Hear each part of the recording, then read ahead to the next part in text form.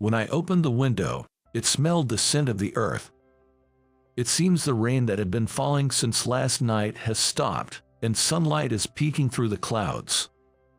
Now that the rain has stopped, it's going to be a busy day. My name is Stephen Carter. I work at a small clinic located in a mountainous region, similar to the Appalachians, which is facing depopulation. It's already been 2 years since I started working at this clinic. I feel like I've somewhat become part of the community here. I remember that when I first arrived, the local folks seemed a bit hesitant about me, as my predecessor had suddenly returned to a university hospital. They probably looked at me thinking, I'll probably go back to the university hospital soon too. I had a strong desire to settle down and dedicate myself to the patients here, and wondered how I could make them understand that. At such times, the one who gave me advice was Erica Johnson, who had been working as a nurse in this clinic since the days of my predecessor. She is originally from this area, and after graduating from nursing school, she worked in another hospital for a short period before returning. She's 2 years younger than me, but she's very responsible. I felt like she was always helping me out during the initial days. Though she seemed upset about the predecessor suddenly quitting, she firmly told the locals that it wasn't right for me to face any disadvantages because of that. She's a hard worker, strict but kind. She often says that nursing is her calling. Moreover, she's famously known as the most beautiful lady in this region. There are even folks who visit this clinic just to see her. I remember being taken aback by her beauty the first time I saw her. She has strong, intense eyes, but when she laughs, her aura changes dramatically. Away from work, she's like a gentle spring breeze. No wonder she's so popular. Good morning. Looks like we're busy today as well. Enjoy the scent of the mountains while daydreaming. It seems Erica has already arrived for work. She's all set and ready.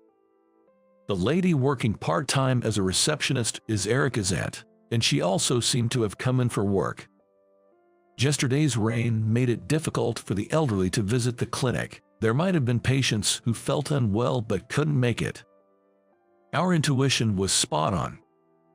From morning to evening, the clinic was bustling. We barely had any time for lunch. Fortunately, there weren't any major emergencies, and we managed to treat everyone calmly. As I watched the last patient leave, exhaustion hit me all at once. I went back to my office and slumped in my chair. Sitting on a round stool, Erica, looking equally worn out, smiled and said, "It's been a long day." But we didn't have any complicated cases today. Looking at the towering pile of medical records, I thought finishing up would take us till midnight. She probably read my expression. Shall we postpone Samantha's counseling session for today? Caring about my well-being, that's what Erica suggested. The last medical record left on the table was of Samantha, Erica's younger sister. She's a bit mentally unwell. She goes back and forth between the present and the past in her mind, acting as if she's someone else. Sometimes, she spends the whole day with someone who isn't really there. She needs mental care. After regular consultation hours, I provide counseling. We do this twice a week. It's okay, everything's on track. In response to my comment, Erica lowered her head apologetically. Originally, I worked as a surgeon. I'm new to psychiatry, so I'm learning as I go. Moreover, my patient, Samantha, is a tough nut to crack, showing no sign of opening up to me. After seeing her, I'm often overwhelmed by exhaustion and self-loathing. Samantha, always on time, I see. The clinic door opened quietly, and Samantha, pale-faced, walked in. It seemed she couldn't hear Erica's voice at all. Her pale complexion was a usual sight. She sat emotionlessly on the round chair after Erica left and looked straight at me. "Samantha, it was a beautiful day today. Anything new happen?" In response to my question, Samantha shook her head. Then she smiled, just with her lips. Don't always ask about me. Tell me about you today. She looked up at me, her chin resting on her crossed legs. If Erica is a gentle spring breeze, Samantha is a harsh north wind. She always seems to be challenging something. Tough on herself and others. About me, I unintentionally echoed her question, and she nodded slowly. Encouraged by Samantha, I began to tell my story. There's a reason I chose this clinic. Back when I was in mid-school, I got caught in a slip and fall accident near this clinic. The doctor who treated me back then was the previous doctor of this clinic. After first aid, I was airlifted to a major hospital. According to the doctors at the hospital I was transferred to, I was told there would be no lingering effects because of the initial treatment I received. I had to take a year off from college, but I've been fine since, with no after effects. I heard that the previous doctor suddenly quit, and the clinic was in need of a doctor. I applied to work here as a way to repay the favor. Well, really? So, you know about Liam? As I talked about my past, Samantha squinted her eyes. Liam was my predecessor. There were a rumor that he and Samantha were romantically involved. It was said that her mental disturbance began when he suddenly left her. Samantha seemed to be having a good time chatting and dating with Liam, who wasn't present. It seems she's started to retreat into a world of fantasy. The reason Erica asked me to give Samantha mental care was that these occurrences became frequent.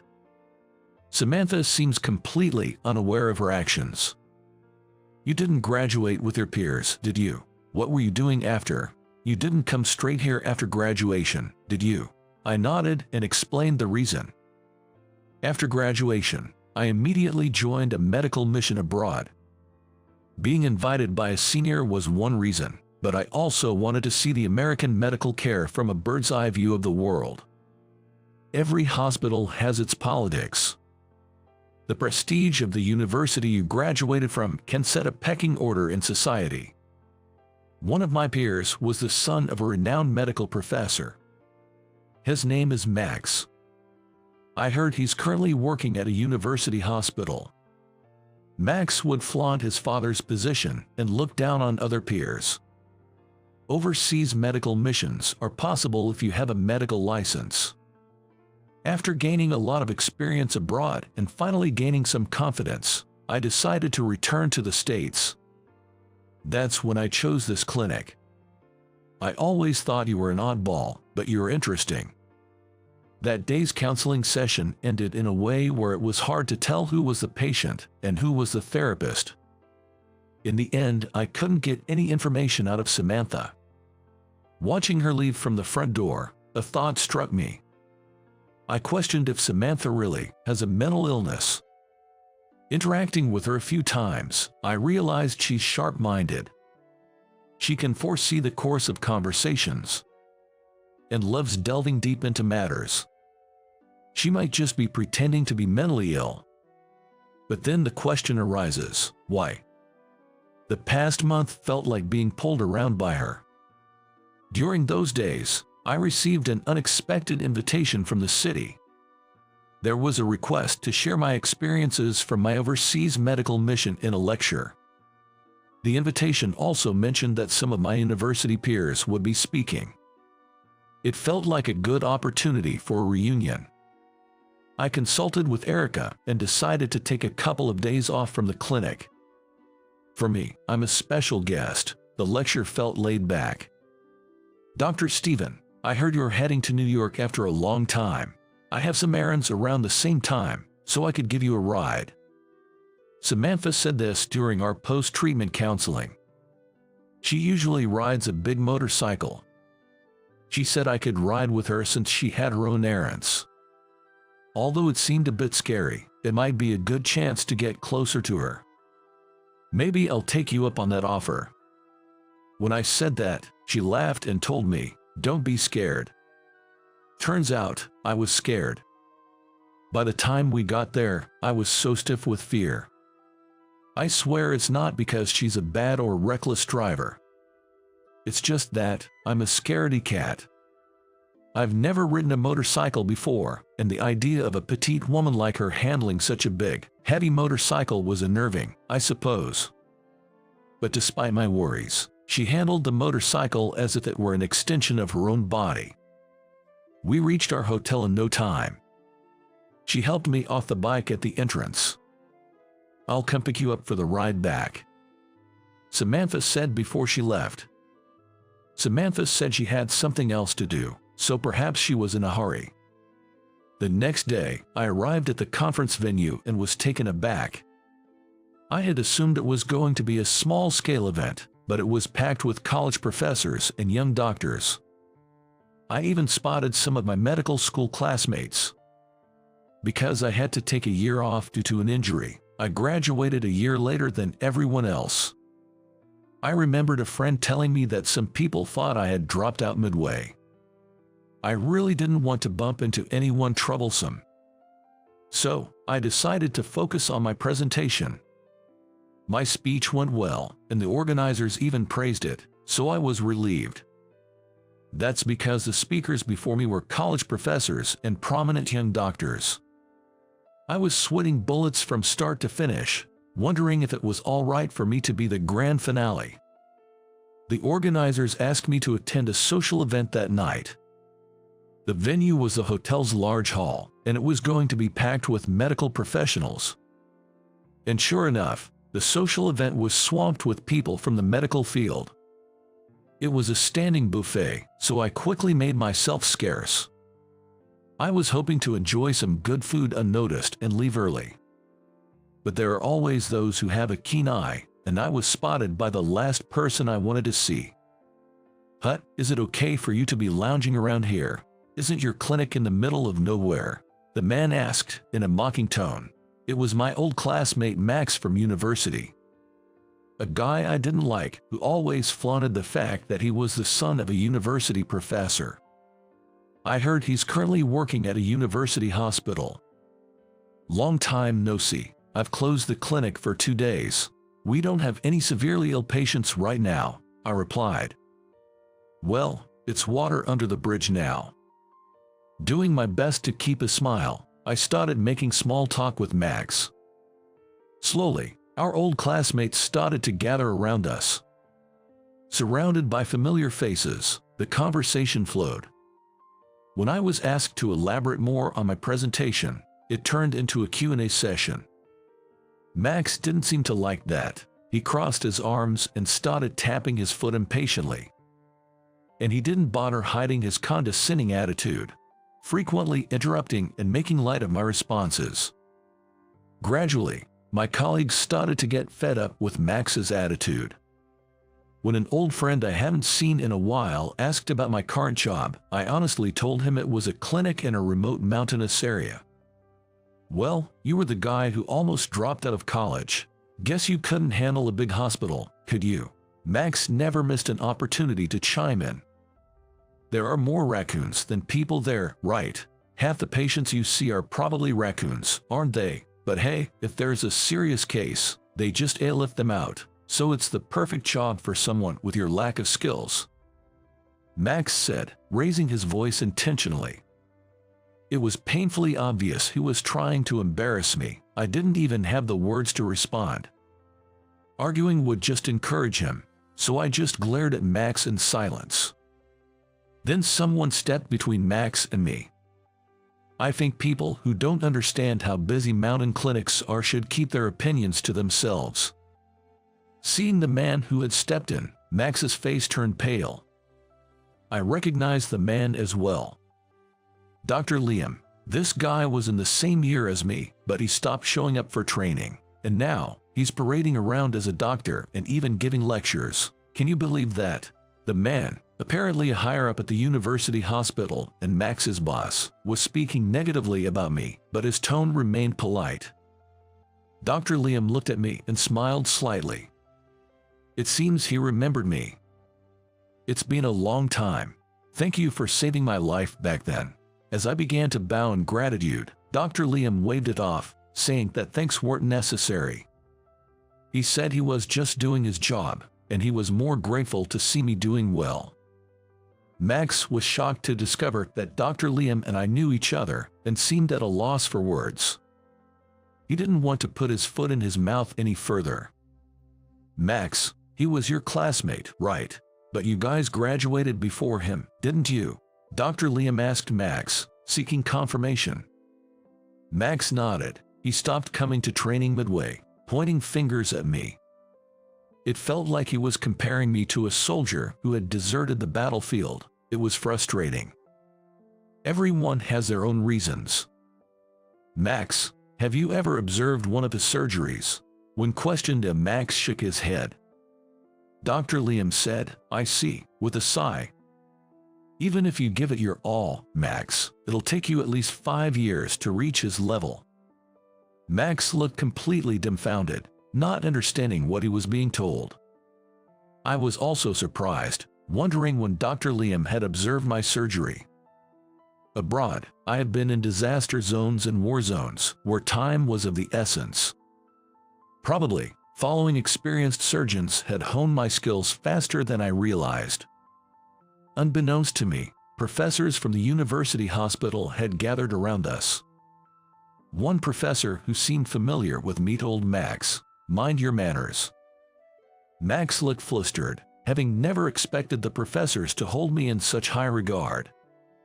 It's okay, we were college buddies. When I said that, the professors seemed to understand, saying, if that's the case. In the end, surrounded by friends and professors throughout the party, I was far from a wallflower but ended up pretty exhausted. Talking with friends who work as professors and doctors, I realized that the educational elitism is still pretty bad. My friends seem pretty fed up with it too. Despite their skills, just because they graduated from a regional medical school, they often get fewer opportunities to perform surgeries. Some of my pals are really torn up about it, feeling that these decisions are made with the patient's best interests in mind. By the time the party wrapped up, I had a pretty clear mental map of the politics of the medical community. Outside the venue, high-ranking professors were being ushered into taxis in order of their status. I just watched from a distance. It's a clear hierarchy, isn't it? This is the state of our university hospitals and the medical community. Bootlickers rise to the top regardless of their actual abilities, and those areas that genuinely need medical attention are ignored, I mused.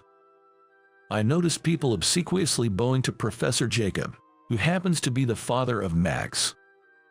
Max stood beside his father, acting all high and mighty. It's not exactly hereditary, but it seems Max will be the one to take Jacob's place. What a joke. I unintentionally blurted that out, and Professor Liam chuckled in response. I transferred from a rural clinic to a university hospital to change this very system. I realized I couldn't do much in a secluded clinic. If you don't remove the pus from its root, it'll keep coming back, he said. He explained. So you explained this to Samantha before leaving that clinic? I asked. Dr. Liam looked at me with surprise. Huh? Ever since you left, Samantha's been mentally unstable. I was about to voice my complaints when he interrupted. That's absolutely not possible. He was adamant that she would never become mentally unstable. His response was so strong it left me stunned. Surprise. Suddenly, a slender arm draped around my shoulder, and it was Samantha's voice. I turned in shock to see an emotionless Samantha hugging me from behind. She wouldn't get hurt just because I left. Samantha's not like that, Liam said with a somewhat troubled expression. While I stood there, too stunned to utter a word, the two of them exchanged greetings like long time no see. It didn't seem like they were former lovers meeting up again. For starters, this guy isn't my boyfriend. Samantha pointed at Dr. Liam, saying that. The doctor nodded in agreement. Yup. So, then, I just wanted to talk with Dr. Stephen. Samantha explained with a cheeky smile. She told me with a chuckle that she had played a bit of a role because she wanted the chance to speak with me.